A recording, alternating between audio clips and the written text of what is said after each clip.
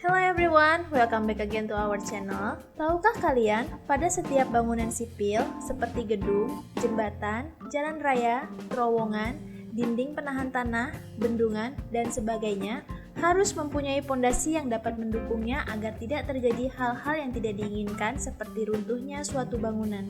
Wah, ternyata peran pondasi sangat penting ya untuk sebuah bangunan. Istilah pondasi dalam teknik sipil yaitu untuk mendefinisikan suatu bagian konstruksi bangunan yang berfungsi sebagai penopang bangunan dan meneruskan beban bangunan atas ke lapisan tanah yang cukup kuat daya dukungnya. Pada dasarnya, pondasi bangunan dibedakan menjadi pondasi dangkal dan pondasi dalam, yang dimana pemilihannya tergantung dengan letak tanah keras dan perbandingan kedalaman pondasi dengan lebar pondasi. Kali ini spesialis konstruksi akan membahas tentang jenis-jenis pondasi beserta kegunaannya. Simak terus ya. Pondasi dangkal. Jenis pondasi ini biasa digunakan ketika tanah permukaan yang cukup kuat dan kaku untuk mendukung beban. Pondasi dangkal dapat dibedakan menjadi 6, antara lain pondasi langsung atau telapak. Pondasi telapak berfungsi untuk mendukung bangunan secara langsung pada lapisan tanah yang mempunyai daya dukung yang cukup baik. Kedalaman pondasi telapak semakin dangkal akan semakin murah dan mudah pelaksanaannya. Untuk pondasi ini biasa digunakan untuk rumah tinggal dan gedung bertingkat ringan. Pondasi cakar ayam. Jenis pondasi ini ditemukan oleh Profesor Dr. Insinyur Sugiyatmo pada tahun 1961. Pondasi cakar ayam yang hak patennya dipegang oleh PT Cakar Bumi terdiri atas plat beton bertulang K225 atau K300 setebal 10-15 cm, tergantung pada konstruksi yang akan didukungnya. Pondasi cakar ayam ini dapat memecahkan permasalahan tanah lunak. Selain sistemnya yang sederhana, pondasi ini juga mempunyai kapasitas dukung yang baik. Pondasi sarang laba-laba. Pondasi ini ditemukan oleh Insinyur Wiyantori dan Insinyur Sucipto pada tahun 1975. Dinamakan sarang laba-laba karena pembesian plat pondasi di daerah kolom selalu berbentuk sarang laba-laba. Konstruksi sarang laba-laba merupakan sistem pondasi bangunan bawah yang kokoh dan ekonomis, dengan memanfaatkan tanah sebagai bagian dari struktur pondasi. Karena fungsinya untuk memikul beban terpusat atau kolom, maka susunan rip-rip diatur supaya titik pertemuannya berhimpit dengan titik kerja beban atau kolom. Pondasi gasing.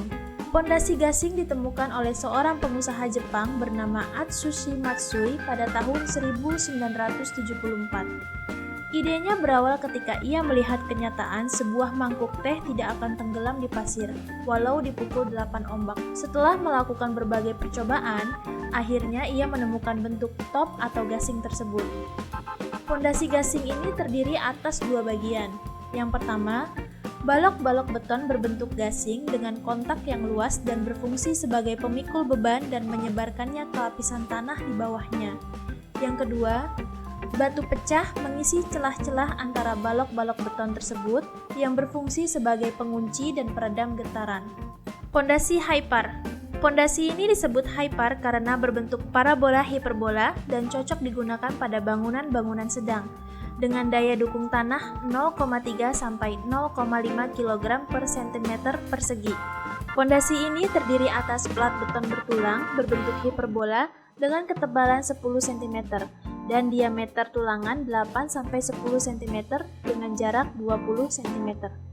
Karena plat beton cukup tipis dan tanah di dalam pondasi adalah tanah asli, maka pondasi ini akan menghemat 15% sampai 20% dibanding pondasi telapak maupun pondasi tiang. Pondasi rakit.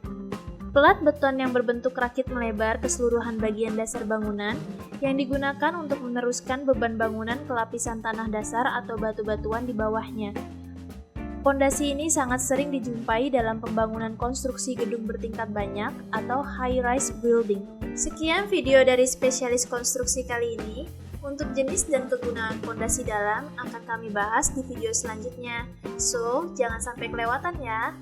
Jangan lupa juga untuk like, comment, share, dan subscribe channel ini supaya kalian gak ketinggalan video menarik kami selanjutnya.